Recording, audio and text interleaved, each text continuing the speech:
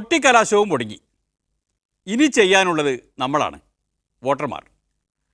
അതിനുവേണ്ടി കാത്തു നിൽക്കുമ്പോൾ സ്ഥാനാർത്ഥികളുടെ മനസ്സിൽ കൂട്ടലും കിഴിക്കലും നടക്കുകയാണ്. ആ മനക്കണക്കുമായി അവരെങ്ങനെ പോവുകയാണ്.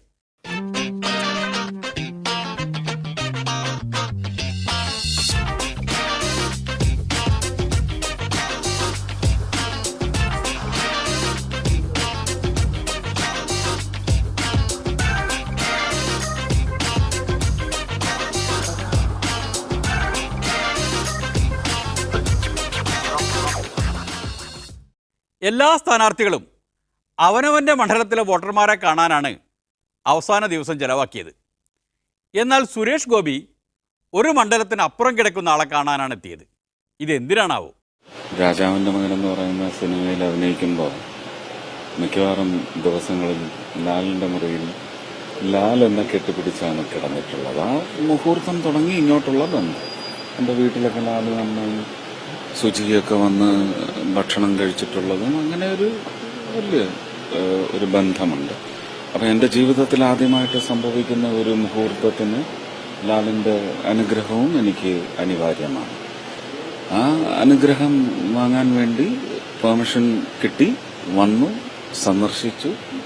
ഇത് ഒരു നിശബ്ദ പ്രചരണത്തിൻ്റെ സമയമാണ്. പക്ഷെ ഞാൻ എൻ്റെ മണ്ഡലത്തിന് പുറത്ത് വന്ന് ആണത് ചെയ്യുന്നത്.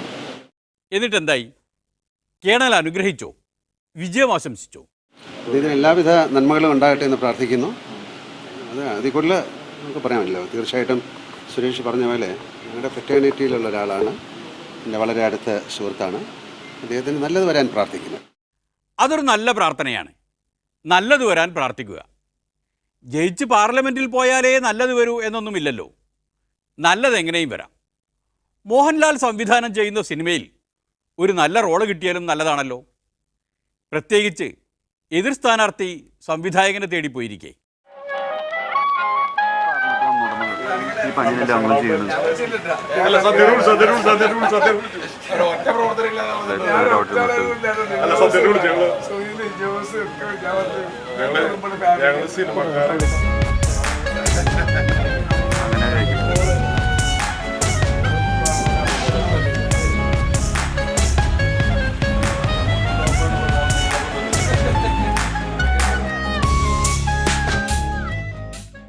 എന്താണാവോ ഇതിൻ്റെ സന്ദേശം? രാഷ്ട്രീയ സന്ദേശം? ഇത് രാഷ്ട്രീയപരമായിട്ടല്ല. ഇവരൊക്കെ പ്രതാപൻ എന്നൊക്കെ പറഞ്ഞാൽ നമ്മൾ വളരെ ചെറുപ്പം മുതൽ പരസ്പരം അറിയുന്ന ആൾക്കാരാണ്. പിന്നെ നേരത്തെ ഇപ്പോൾ സുരേഷും രാജാജിയൊക്കെ വന്നു പോയിരുന്നു. നമ്മളെ സംബന്ധിച്ചിടത്തോളം ഇപ്പം നമ്മുടെ ഒരു കേരളത്തിലെ ഒരു വോട്ടറുടെ മനസ്സിലെന്ന് വെച്ചാൽ മനസ്സാണ് പറയുന്നത്. അത് മനസ്സുകൾ തീരുമാനം എടുത്തു കഴിഞ്ഞിരിക്കും ആർക്കാണ് വോട്ട് ചെയ്യേണ്ടത്. മറ്റേ പുറമെ ഉള്ള പ്രകടനങ്ങളോ അല്ലെങ്കിൽ അതിലുള്ള ബഹളങ്ങളോ ഒന്നുമല്ല. ഈ ഇടയിലുള്ള ആളുകൾ, ഇപ്പോൾ കമ്മ്യൂണിസ്റ്റുകാരനെന്നും കമ്മ്യൂണിസ്റ്റുകാരനും കോൺഗ്രസ്സുകാരനെന്നും കോൺഗ്രസ്സുകാരനാണ് വോട്ട് ചെയ്യുന്നത്. പക്ഷെ അതിനിടയിലുള്ള കുറേ ആൾക്കാരുണ്ടല്ലോ. അപ്പോൾ അവരുടെ മനസ്സിൽ തീരുമാനങ്ങൾ അവരെടുത്തിരിക്കും. കാര്യം അവർക്ക് വിശ്വാസമുള്ള സ്ഥാനാർത്ഥി, അവർക്ക് വിശ്വാസമുള്ള മുന്നണി, അത് അധികാരത്തിൽ വരാൻ വേണ്ടി അവർ സൈലൻ്റായിട്ട് ശ്രമിക്കും. അതാണ് മാറ്റങ്ങൾ ഉണ്ടാക്കുന്നത്. അതാണ് അതിൻ്റെ രസതന്ത്രം, രാഷ്ട്രീയ മാറ്റത്തിൻ്റെ രസതന്ത്രം. അതെല്ലാം അറിയുന്ന ഒരാൾ കൂടി ഇവിടെയുണ്ട്. അതാ വരുന്നു.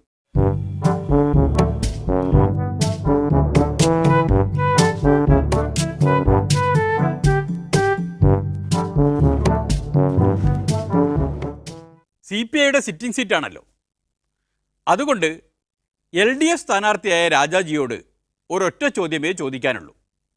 എത്ര ഭൂരിപക്ഷം കിട്ടും? അങ്ങനെ വോട്ടിൻ്റെ കണക്ക് പറയാൻ പറ്റില്ല.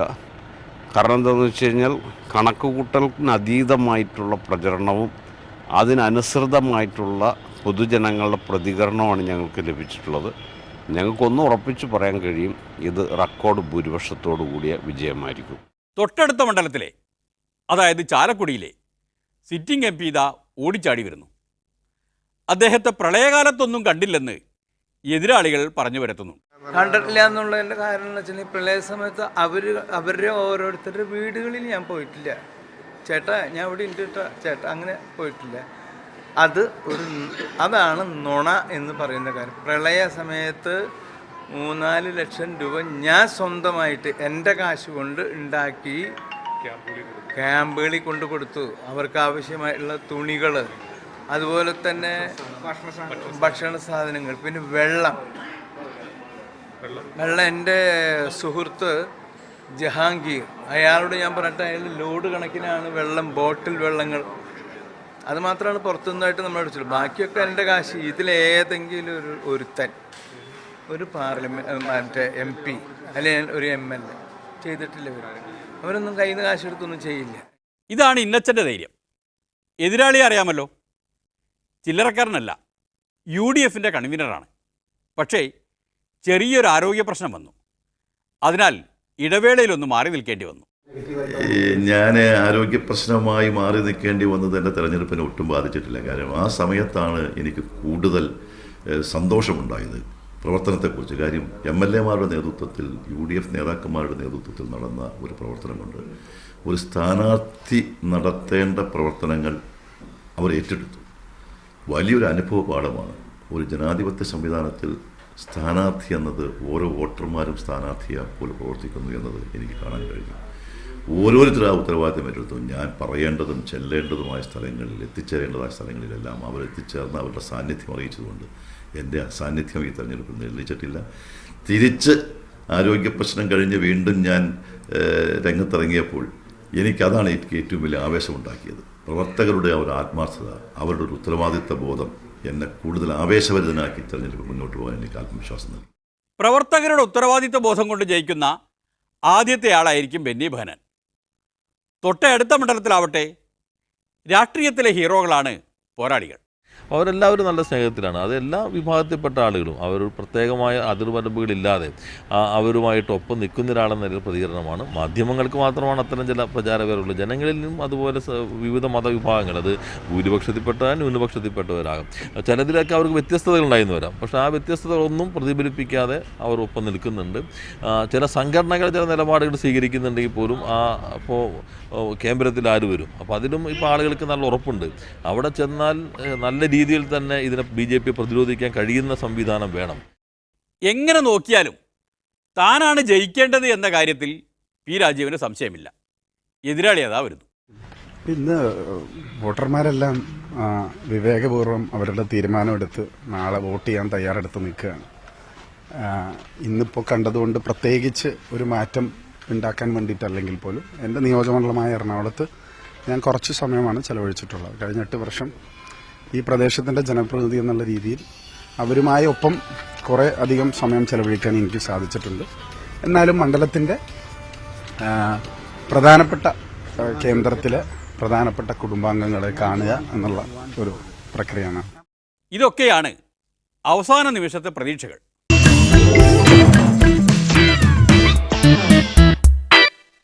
കടത്തനാട്ട് അംഗമാണ് അംഗം. രണ്ടാലൊന്നറിഞ്ഞിട്ടേ ചേകവന്മാർ അടങ്ങൂ. അതാണ് ആ നാട്ടിൻ്റെ പാരമ്പര്യം. പണ്ടൊക്കെ ജയിച്ചയാൾക്ക് പൊൻപണമായിരുന്നു കിട്ടുക. ഇപ്പോഴതല്ലല്ലോ. എന്നാലും ചോദിക്കാം, എത്ര ഭൂരിപക്ഷം കിട്ടും? അല്ല, അതിപ്പോൾ ജനങ്ങൾ നാളെ പോളിംഗ് ബൂത്തിൽ പോയി വോട്ട് ചെയ്യുന്ന സന്ദർഭത്തിൽ ഇത്ര ഭൂരിപക്ഷം കിട്ടും എന്നൊരു സ്ഥാനാർത്ഥി പറയുന്നത് ആ ജനങ്ങളോടുള്ള ഒരു അഹങ്കാരം പ്രകടിപ്പിക്കലാണ്. അപ്പോൾ അത് ഏതായാലും ഞാൻ തയ്യാറില്ല. ഇവിടെ ഞാൻ ഈ പറഞ്ഞ സാഹചര്യങ്ങളിലൊക്കെ വെച്ച് ഇടതുപക്ഷ ജനാധിപത്യ മുന്നണിക്ക് ചരിത്ര ഭൂരിപക്ഷത്തോടു കൂടിയുള്ള ഒരു വിജയം ലഭിക്കും എന്ന് ഉറപ്പിച്ചു പറയാം. ചരിത്ര ഭൂരിപക്ഷം എന്നങ്ങ് പറഞ്ഞാൽ എത്ര എന്ന എണ്ണമില്ലല്ലോ. എന്നാൽ എതിരാളിക്ക് അത് പറയാൻ പറ്റും. ഞാൻ പറഞ്ഞാൽ 25,000 മുതൽ 65,000 വരെ ഞങ്ങൾ ഭൂരിപക്ഷം പ്രതീക്ഷിക്കുന്നു. നമ്മൾ 1 ലക്ഷം പ്രതീക്ഷിക്കുന്നു. പ്രവർത്തകരാണ് 1 ലക്ഷം പ്രതീക്ഷിക്കുന്നത്. സ്ഥാനാർത്ഥി 65,000-അപ്പുറം പോകുന്നില്ല. എന്നാൽ തൊട്ടടുത്ത മണ്ഡലത്തിൽ അങ്ങനെ എണ്ണം നോക്കിയിട്ടല്ല പ്രതീക്ഷ. ശുഭപ്രതീക്ഷയാണ്. ഞാൻ സാധാരണ പറയുന്ന പോലെ തന്നെ 2009, 2014 കിട്ടിയ വോട്ടുകളെക്കാളേറെ ഭൂരിപക്ഷത്തോടെ ഉണ്ടാകും, സംശയമില്ല. വളരെ അനുകൂലമായിട്ടുള്ള ഒരു അന്തരീക്ഷമാണ് വളരെ വ്യാപകമായി കാണാൻ കഴിയുന്നത് എല്ലാ അർത്ഥത്തിലും. അതുകൊണ്ട് പിന്നെ പഴയതിനേക്കാളും ഏറ്റവും അനുകൂലമായ അന്തരീക്ഷം. എതിർ സ്ഥാനാർത്ഥിയും അതേ പിടിയാണ് പിടിച്ചിട്ടുള്ളത്. ഞങ്ങൾക്ക് കോഴിക്കോട് പാർലമെൻറ്റ് മണ്ഡലത്തിൽ LDFൻ്റെ വിജയം സുനിശ്ചിതമാണ്. അത് തുടക്കം മുതൽ തന്നെ ഇലക്ഷൻ വർക്ക് തുടങ്ങിയപ്പോൾ തന്നെ വലിയ ആവേശവും ആരവവും ഉയർന്നു വന്നൊരു മണ്ഡലമാണിത് ഞങ്ങൾക്ക് അനുകൂലമായിട്ട്. അപ്പോൾ അത് അതിൻ്റെ പാരമ്യത്തിലെത്തിയിരിക്കുന്നു. സംഘടനാപരമായിട്ടുള്ള പ്രവർത്തനങ്ങളൊക്കെ വളരെ ചിട്ടയാണ്. ഇനി LDF അനുകൂലമായി വോട്ട് ചെയ്യാൻ മനസ്സുകൊണ്ട് സന്നദ്ധരായ എല്ലാ ആളുകളെയും വോട്ട് ചെയ്യിക്കുന്നൊരു മെക്കാനിസം അത് നാളെ രാവിലെ മുതൽ അങ്ങ് നടക്കും. അതിനുള്ള എല്ലാ ഒരുക്കങ്ങളും ആയിക്കഴിഞ്ഞു. വോട്ട് ചെയ്യിക്കുന്നതിനുള്ള മെക്കാനിസം അതാണ് തെരഞ്ഞെടുപ്പിലെ പ്രധാനപ്പെട്ട മെക്കാനിസം. അതിനെ പേടിക്കുന്ന സ്ഥാനാർത്ഥികളുമുണ്ട്. 100% പോസിറ്റീവായി UDF അനുകൂലമായി ജനങ്ങൾ ചിന്തിക്കും. CPM കള്ളവോട്ട് അതൊരു റിയാലിറ്റിയാണല്ലോ. ഒരു ഇലക്ഷൻ പ്രോസസ്സിൻ്റെ ഭാഗമാണ് അവരെ സംബന്ധിച്ച് കള്ളവോട്ട്. അതിനുള്ള പ്രോസസ്സിങ്ങിലാണ് അവരിപ്പോൾ ഉള്ളത്. കള്ളവോട്ട് ഇങ്ങനെ കള്ളവോട്ടൊന്നും വന്നില്ലെങ്കിൽ ഒരു 50-ന്റെ മേലെ നമുക്ക് ഭൂരിപക്ഷം കിട്ടും. കുറേ അധികം വന്നു പോയെങ്കിൽ ഭൂരിപക്ഷം കുറച്ച് കുറയും, അതായത് ജയിക്കും. കോഴിക്കോട്ടെ LDFന്റെ പ്രദീപ് കുമാർ മെക്കാനിസം എന്ന് പറഞ്ഞതിനെ തന്നെയാണ് കണ്ണൂരിലെ UDFന്റെ സുധാകരൻ ഇലക്ഷൻ പ്രോസസ്സിൻ്റെ ഭാഗമായ റിയാലിറ്റി എന്നൊക്കെ പറയുന്നത്. കള്ളവോട്ടിനെതിരെ നമ്മൾ കുറേയും കൂടെ അലർട്ടാണ്. ഒന്ന്, ഇത്തവണ ഉള്ളൊരു ഗുണമെന്ന് പറയുന്നത് എല്ലാ ബൂത്തിലും നമ്മളെ വെബ് ക്യാമറയുണ്ട്. ആ വെബ് ക്യാമറ ഒരു കൺട്രോൾ സ്റ്റേഷൻ ഉണ്ട്. അവിടെ നടക്കുന്നതെല്ലാം കൺട്രോൾ സ്റ്റേഷനിൽ ഒബ്സർവ് ചെയ്യാൻ പറ്റും. 2, എല്ലാ ബൂത്തിലും ഇപ്രാവശ്യം നമ്മളെ ഈ പ്രശ്ന ബൂത്തുകളിൽ എല്ലാ ബൂത്തിലും ഫുൾ ബൂത്തുകളിൽ പാരാമിലിറ്ററി സംവിധാനങ്ങളുണ്ട്. അപ്പോൾ അതൊരു വലിയ കാര്യമാണ്. അപ്പോൾ അവിടുത്തെ ലോക്കൽ പോലീസിൻ്റെ കൺട്രോൾ അല്ലാതെ ഈ പാരാമിലിറ്ററി പോലീസുകാരുടെ കൺട്രോളിലാണ് ബൂത്ത്. അത് വലിയൊരു ഗുണമാണ്. അതൊക്കെ സുധാകരൻ്റെ കണക്ക്. എന്നാൽ എതിരാളി കൂട്ടിയപ്പോൾ വളരെ കൂടുതലാണ്. ഇത്തവണ ആ ചെറിയ ഭൂരിപക്ഷം ആയിരിക്കില്ല. ഇത്തവണ അതിൻ്റെ 3 ഇരട്ടി ഭൂരിപക്ഷമെങ്കിലും ചുരുങ്ങിയത് നമ്മുടെ ഈ മണ്ഡലത്തിൽ കിട്ടും എന്നുള്ള ഒരു വിശ്വാസം എനിക്ക്. ഈ കഴിഞ്ഞ ഒരു 1200 യോഗങ്ങളിൽ ഞാൻ പങ്കെടുത്തിട്ടുണ്ട്. 1200 യോഗങ്ങളിൽ പരമാവധി വോട്ടർമാരെ കാണാൻ സാധിച്ചു. അവരുമായിട്ട് സംവദിക്കാൻ കഴിഞ്ഞു എനിക്ക്. അല്ലാണ്ട് ഞാൻ അവരെ ഒന്ന് പോയി കണ്ട് 2 വാക്ക് സംസാരിച്ച് നന്ദി പറഞ്ഞു പോകുന്നവർ പതിവല്ല. പൊതുവേ അവരോടൊക്കെ അവരുമായിട്ടൊരു സംവദിക്കുക, ഒന്നുകിൽ നേരിട്ട് നമുക്ക് കണ്ടു ലോഹ്യം പറഞ്ഞു എന്നുള്ള ഓരോരുത്തരെയായിട്ട് അവരെ ലോഹ്യം പറഞ്ഞിട്ടാണ് ഞാൻ പിരിഞ്ഞു പോകുന്നത്. അപ്പോൾ എനിക്ക് മനസ്സിലാവും അവരുടെ മുഖത്ത് ഉണ്ടാകുന്ന പ്രകാശം. അത് LDF ജയിക്കണം എന്നുള്ളതാണ്. അത്രയും ജനങ്ങൾ നട്ടുച്ച നേരത്തൊക്കെ ചുട്ടുപൊള്ളുന്ന വെയിലാണ്. ആ ചുട്ടുപൊള്ളുന്ന വെയിലിലും അവരവിടെ ഉണ്ട്. രാവിലെയും ഉണ്ട്, രാത്രിയും ഉണ്ട്. അത് എന്താ വ്യക്തമാക്കുന്നത്? അത് ഈ കണ്ണൂർ മണ്ഡലത്തിൽ LDF ജയിക്കണം എന്നുള്ള ജനങ്ങളുടെ വലിയ ആഗ്രഹവും ആവേശവും അതിൻ്റെ ഭാഗമായിട്ട് ആണ് കാണുന്നത്. അപ്പോൾ നല്ല ഭൂരിപക്ഷത്തിന് ജയിക്കും. നല്ല ഭൂരിപക്ഷത്തിന് ജയിക്കാനുള്ള മെക്കാനിസം ഇപ്പോൾ പലരും പഠിച്ചു വരുന്നുണ്ട്. അതിനനുസരിച്ചുള്ള പ്ലാനുകളുമുണ്ട്. ഇന്ന് പ്ലാന് കാര്യമായിട്ട് വോട്ട് മറിക്കുക, അപ്പുറത്തുനിന്ന് വോട്ടും മറിക്കുക. ആ പരിപാടി നന്നായിട്ട് നടക്കുന്നുണ്ട്. സാധാരണ ഈ വോട്ട് മറിയെന്ന് പറയുമ്പോൾ ചോദിക്കും എങ്ങനെയാണ്, ഇപ്പോൾ കൊട്ടയിലാണോ അതോ? ഇത് ഏകദേശം ടിപ്പറിലാണ്. നമ്മുടെ ഒരു വണ്ടി കൂടെയാണ്. അതെ കാര്യമായിട്ട് നടക്കുന്നുണ്ട്. ആ പണിയാണ് കാര്യമായിട്ടൊന്ന് ചെയ്യാനുള്ളത്.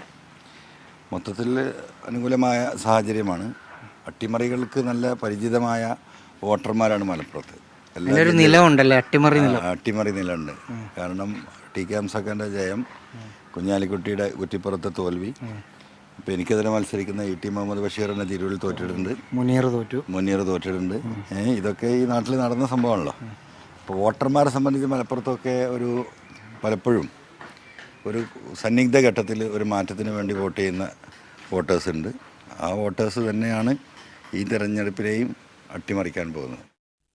അങ്ങനെയാണോ? ET പറയട്ടെ. അങ്ങനെയല്ല.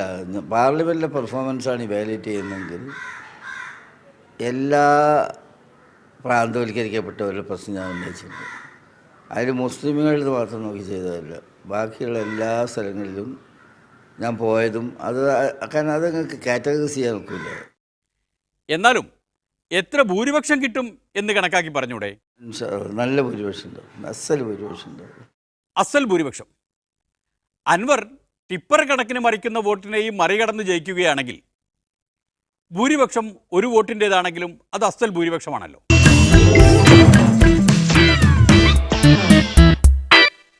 തലസ്ഥാന നഗരിയിലാണ് ഹരം മുഴുവൻ കുടികൊള്ളുന്നത്.